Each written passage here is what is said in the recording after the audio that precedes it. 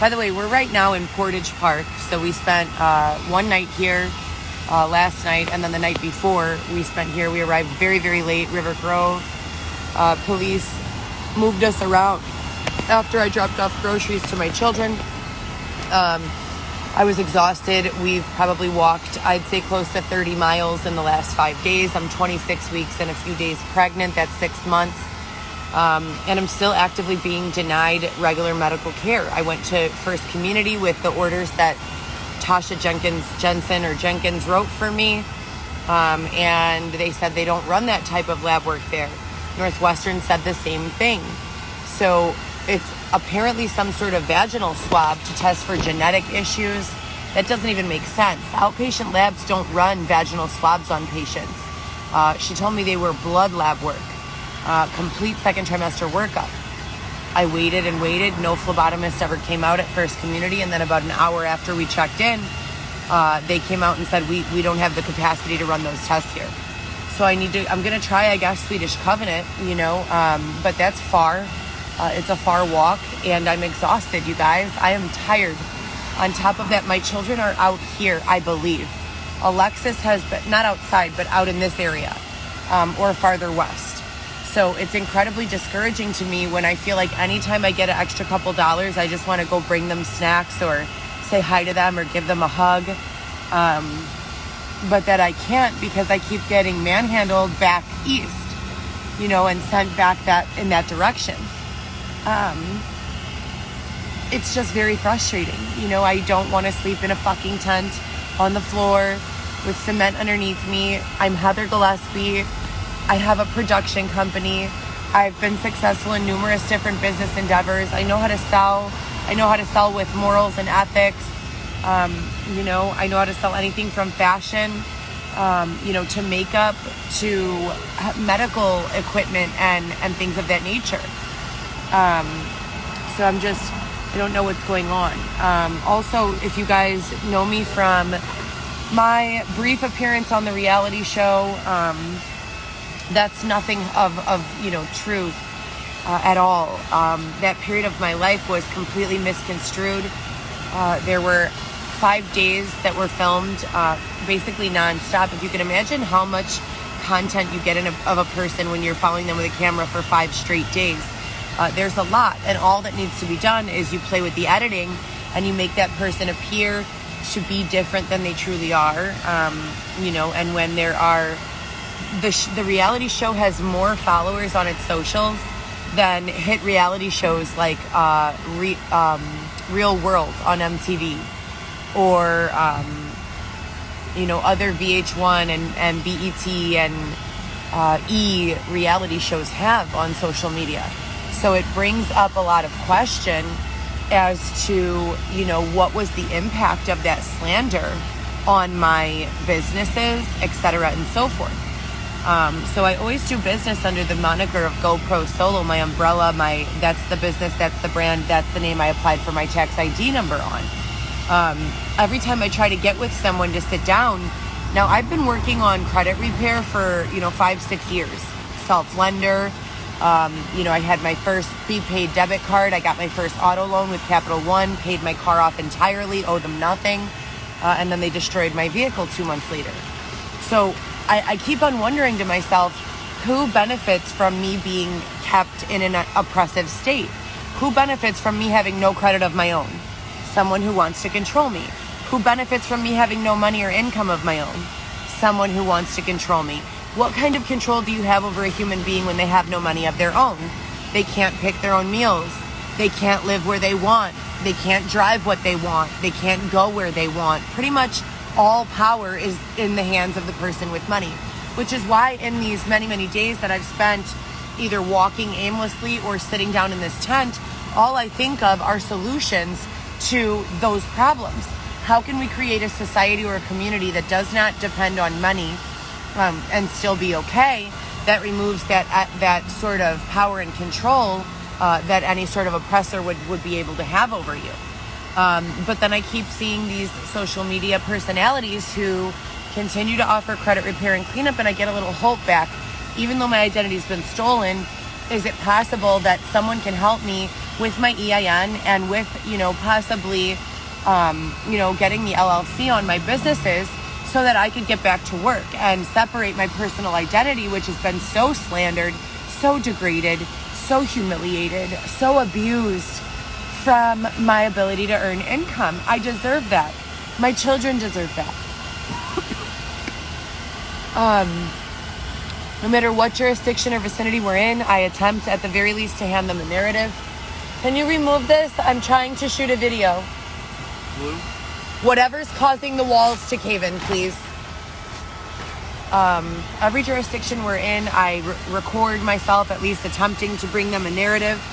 The narratives include direct links to all my social medias that show proof of the bludgeonings, of the stabbings, of everything that has taken place. I go back to some of those pages and at times that proof is not there or missing. Then I check again and it's there again. I believe that there are people like Eric Shull who are using their ability to hack technology and manipulate technology to show the proof they want to show to support the storyline they want to support. Either way, there's only one truth. I've never violently attacked a single person in my life. I've never done hundreds of thousands of dollars of fraud. I've never been involved with hundreds of thousands of dollars of fraud. If I've even been sitting next to someone who has been involved or doing in fraud, it would be in a matter of under a few minutes. And you can't, unless you're with someone for years who's doing it, you don't get to those types of numbers. So if I were in the same room as someone doing fraud, it might have been them ordering food, or it might have been them ordering an Uber or something of that nature. I have no knowledge of this for you and nothing else to share. And I've been saying that for 4 years. If I was able to do fraud, do you think that I would be spending my last 4 years in a tent on the side of the road, sleeping in my backseat of my car, starving certain days, having to go into a grocery store and steal a protein bar? No, right? I would not. So, and now that we have sponsors for food, it's like, great, I'm not starving to death. I'm still outside in a tent. What am I supposed to tell my children? How do I explain to my children that Dylan coming home, which they knew, was supposed to be the financial assistance that I needed, was supposed to be the physical protection from being trafficked, from being raped, from being robbed, from having our house broken into, and that Dylan just decided to disappear. And now I've been outside ever since, handling all of the blowback from the abusive, nature of that relationship. And was it even really Dylan, the Dylan that I supported through prison, who was beating me and doing all of this? Or was it the Dylan that had his neck stepped on and was being, coerced and forced? I don't even care anymore. What I care about is, what do I tell my children so that they know their mother is not just giving up and out here partying it up? I haven't attended a party or been part of a social gathering in years, since Halloween 2000 and probably 20.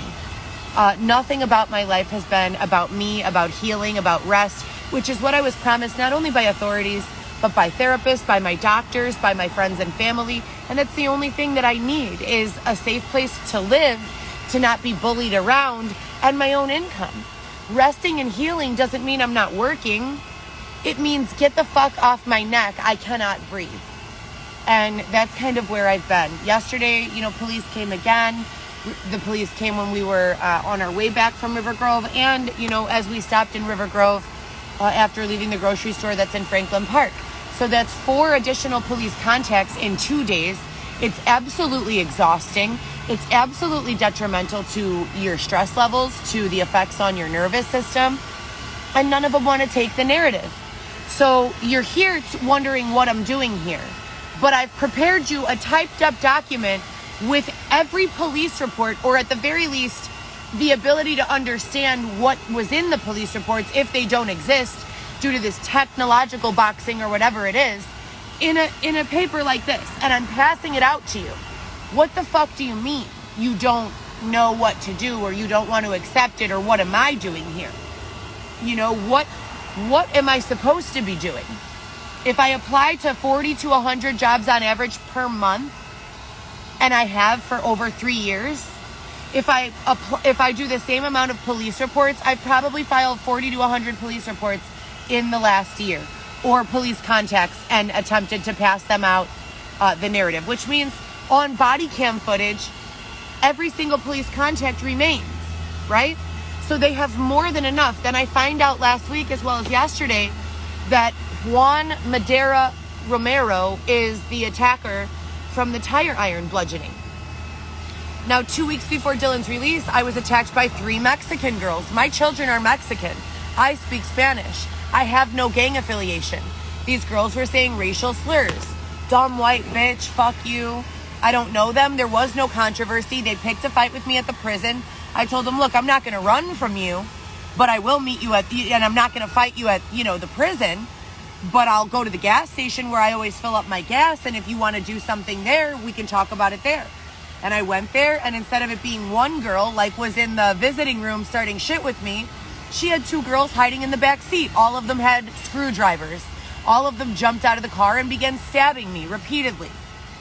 3-on-1. I was unarmed by myself, probably wearing something like 4-inch heels, a cute housewife outfit, something adorable, driving my Cadillac that I bent over backwards, working my ass off for. And the people who attack you are always the people driving around in some rust bucket with not a dollar in the bank.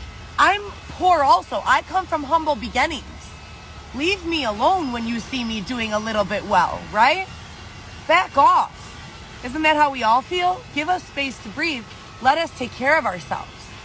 And unfortunately, that was not the case. I was taken by ambulance to the hospital. My car was left at the gas station. I believe it was low-jacked at that time and mic'd for sound at that time. When I got back to the space, I was dropped off by law enforcement. My clothing had to be chopped off my body because I had so many puncture wounds and I was bleeding from so many locations. They couldn't count them, and they needed that for the police report. I've never been made aware. Now, that woman who did that signed in her license plate number and her state ID to the prison system for a visit right before doing it. They know who she was. Have I received victim services? No, I have not. Have I been reimbursed for any of my lost work, my lost time? I worked only 3 days a week. Both times I was attacked on the weekend when I would be working. On average, $300 to $500 an hour if I was taking in-person consults. If I was doing something over the internet, at least it would be between $5 and $50 an hour on average. So to incapacitate me from earning my own money by violent assault and have law enforcement do nothing about it, and then you attach all of these other violent assaults, the Tampa Bay stalking, the Miami approach, getting punched on the CTA while I was asleep. I'm asleep alone on the CTA during year 3 of this homelessness, a few months before meeting Xavier. And someone punches me on my head, to wake me up and says, and it was a woman saying, that was him. I don't know why he did that. Want to be friends? And getting in my face. To have no protection from law enforcement for these things. I don't know how to fight. I don't have a weapon. You're putting an unarmed person in a space filled with drug addicts, people who haven't slept in months. It's not safe. I don't do drugs. I don't carry weapons. If I have a pocket knife, I'm lucky to be able to get it open to peel my cucumbers. That's what I carry it for snacks, right? I got punched at Whole Foods for no reason, downtown on Chicago Avenue. So there is something nefarious going on. My name, my likeness, and my character, your personal character, who you are, what you pride yourself on, your goals, your ambitions, it's being, slandered. And they're doing so in a way that creates someone to think they're my enemy. I have no enemies.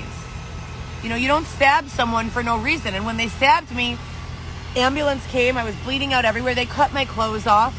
The police marked my car with little centimeter tape markers of how much blood splatter was all over the place.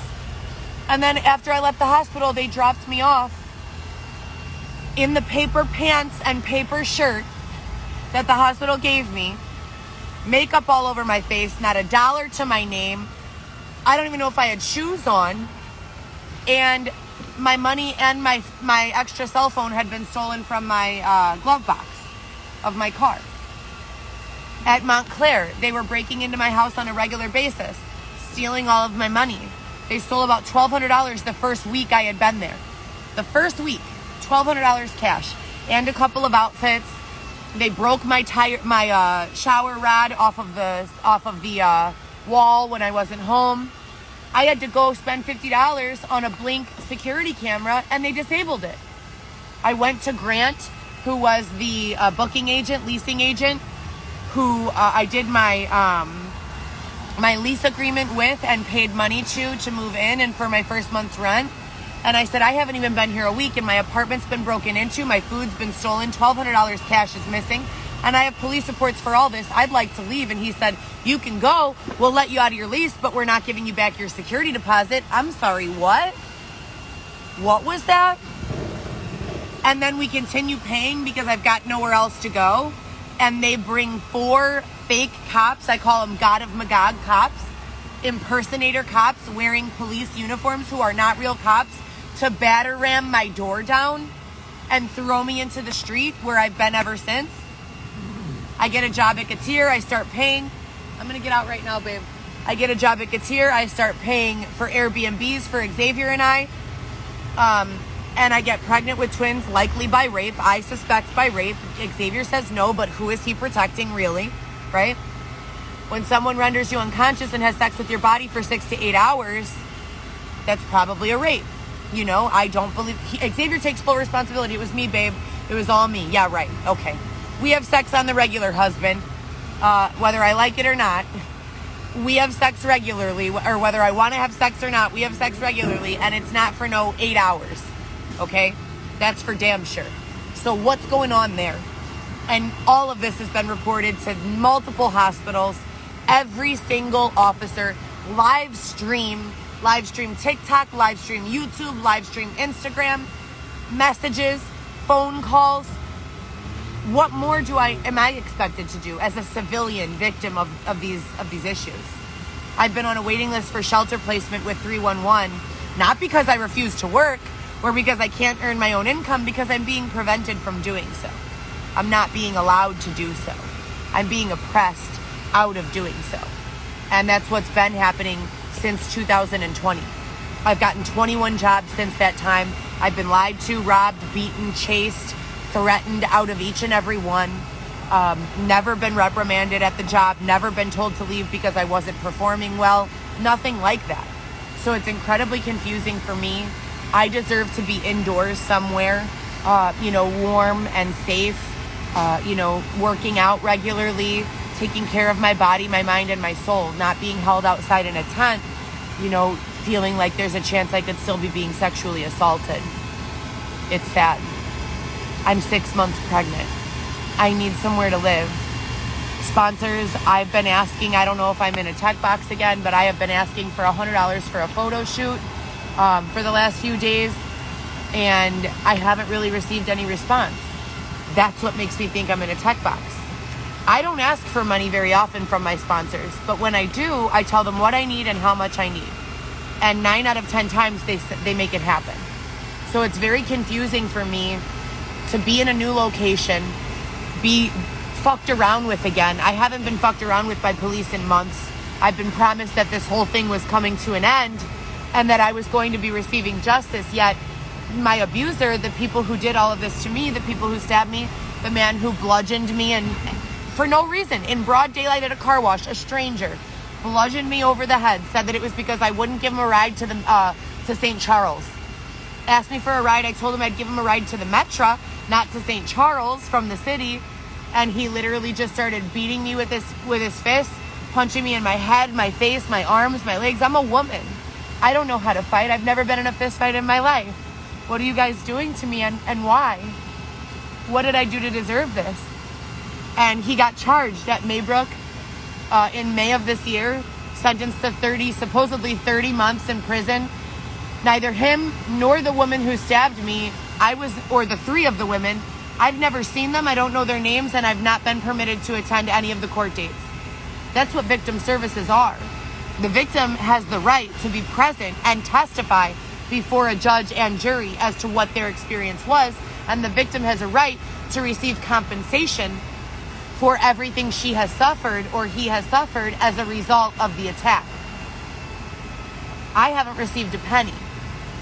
I'm sleeping outside in a tent separated from my 3 children, 6 months pregnant, possibly by sexual assault, possibly by my husband, Xavier. Why do I do air quotes when I say husband? Because there are multiple versions of Xavier. Some of them are a fucking sweetheart, and I could tell that they would give their life for mine. Or they make it appear as such. Some of them literally lay on top of me with their body when I'm cold to heat me up. And they hug me and hold me and tell me they love me and tell me that this suffering is over and that I'll never spend another night outdoors. And then things are okay for a few days and then they're not. And then some of them are very feminine and act like trans, cross-dress, wear their hair in a funny little pony. So when I say my husband Xavier, there is an Xavier that I love with my whole entire heart. Most of these Xaviers, even the ones that are awful, I can sense some sort of very, very predatory something going on for them, and my heart breaks for them. And I don't want to see that happen to anyone. But there is a husband Xavier, and he does the things I would expect a husband to do. What happens on the days he's not around? And how do they all look so similar? It's like my eyes only see a filter of his face with whoever this person is. Not with everyone in the world, just with the one who's pretending to be Xavier. His height changes. The size of his you-know-what changed. I don't get it. And I don't ask for it, and I believe in monogamy, and I don't believe in having random sex or, casual sex at all in any means. And quite the opposite, actually. The only sex I've had in my life since I was probably 20 years old is either contractual, meaning you've given me a background check on yourself. I know where your entire family lives. We have an agreement of what will go and not go, etc. and so forth, or it's been my husband. Those are the only two, those are the only 2 types of sex I've ever engaged in, and it's been completely monogamous and under, from my opinion and perspective, only with one man since I met Xavier. And I was abstinent for close to 18 months before that, unless if you count being sexually assaulted. Abstinent, I call it abstinent, but really it's traumatized because I was hurt so many times with sex that I have no desire left to have it. As Xavier proves himself, that starts to go away, and I start to feel more confident in being sexy and in loving him and in letting him love me, but only for long enough for them to take away the Xavier that treats me the way a wife should be treated and replace him with a trans or God only knows what. So it has been exhausting. I have gotten no answers from the state's attorney, from the district attorney, who claims to be Xavier's brother. Carlos is his name. And I've been trying to reach Xavier's father, Carlos. I have messaged him numerous times. The messages are not going through. I have a text transcript of numerous messages going through to Xavier's father, Carlos. And all of a sudden last night, they just stopped going through. Why do I want to call him? Xavier's father is supposedly in charge of banking and high-risk loans for people who don't have traditional paperwork to get the loans. I want to see if he can get a loan for us so that we can move in on one of these vacant, abandoned properties, file permit to begin work, and create an apartment before my baby is born. I have 3 months. His dad stops answering the phone. I'm not being prevented to see a doctor regularly. I have to go into Northwestern's ER to make sure my baby's okay and order my own blood work through my primary care physician's office that I call them, ask them to write up. They wait for my PMD to say, yes, it's fine. Fax the orders over to downtown, and then I have the blood work. So I'm managing my pregnancy as if I were my own doctor, but I'm still sleeping in a tent, being prevented from earning my own income and choosing who my doctor is. This is unacceptable. This is not acceptable. I can't bring a baby to a tent. So Xavier says his father bought a loft space in Berwyn for just him and I. I've yet to see it. When does that happen? The district attorney, the state's attorney, no one is giving me any information on victim services. When is that going to be corrected? When will that happen? I'm not trying to walk back and forth from the downtown outside camp area to the northwest side outside camp area. I don't have a drug addiction and I don't do drugs. I don't drink. I have nothing to do to pass the time other than think about all of the ways you people have victimized me or watched me be victimized. If you're not personally responsible, but you know of what's happened, fill in the blank. On top of that, I received text messages saying that Xavier allows people to rape me while he fucks other women in my tent next to me. How would that happen if I weren't being rendered unconscious? And if I filed police reports for all of this, why are they doing nothing to it? At the very least, investigate. Why aren't they answering and saying, Heather, what the fuck? That's fucked up. Yes, we'll help. What should we do? What's the plan? Or this is our plan. You know, I need to know what's going on in order to address the situation. So I made this little worksheet for myself. What are my goals? You know, what am I trying to accomplish? It's simple. What are my goals? I want to be back with my children, earning my own income, whether that's by, you know, online retail sales, personal training instruction, or working, or a combination of all three. Living in my own home as I was before, online marketing and content sales with my children, raising my new baby, minding my own business. I have no criminal record. I don't use any drugs. What else would I be doing, right? What else would I be doing? What steps have I taken to get there? Every fucking step possible, you name it. You name it. 40 to 100 job applications and resumes. My bio is on point. My resume is on point. I have Airbnb reviews for years. Every single host says that I'm a fantastic guest. I have letters of recommendation from physicians that I've worked for. Every single one of them says I'm great. Even from a lady whose father I was doing diabetic education and house cleaning for, saying I'm great. Still no responses as far as the job front goes. Still being separated from my children. Going into month 6 that I haven't been able to speak or see my youngest child, Alexis. How do you make that make sense? You can't. You can't make that make sense. Not by any moral or legal or ethical code that I'm familiar with. Not by the United States Constitution. What have I done besides that to get closer to my goals? I'm relentless. I keep doing my photo shoots. I keep on reaching out to possible investors, sponsors. I asked Xavier to reach out to his father. I'm trying to sell Xavier's fine art to real estate agents. But the problem immediately is that I'm having a difficult time reaching them. So when I'm in a text box, I can't send them inquiries, right? I can, but it doesn't go through and it doesn't get responded to. In person, people are more likely to respond. Well, what do you have to do to get an in-person deal? I want to ask the real estate agents, I want to hang my husband's art in your properties. I want you to offer as an incentive for properties that have been on the listing for over a year that you can't sell, $10,000 off of list price if you include the artwork. You pay us $5,000 commission for every property that you move for offering the artwork incentive. This is exclusive artwork. It's highly sought after. Then I go about working on and managing Xavier's career and building him up and getting him a reputation as an artist. The same thing I can do with myself and my own art. I mean, I've done hundreds of campaigns. It would make a beautiful coffee table book. There's a lot of emotion. There's a lot of fashion. There's a lot of statement modeling. Political justice, social justice issues that I model for. I am valuable. I am an asset to myself and any organization that I voluntarily choose to partner with, to my children, to my family. So what is it going to take to get these peasants the fuck out of my way? What do I mean by peasants? Peasant's not a dollar amount to me. A peasant to me is someone who sees someone else doing something, cannot win against them off of skill or work ethic, so can only win against them by slandering them. It's like I said before, if we're both laying bricks to our foundation, you can't stop me from laying bricks. I'm going to keep on laying bricks no matter where I go. I'm going to keep building, building, and building. You can work on your own foundation, but instead of doing that, you keep coming over to mine and trying to chip away at my bricks that I've just laid down. Why is that? Why is that? Go build your own. And this is what I keep saying to them. So the next little question I asked myself in the worksheet was, what was the expected outcome of my effort?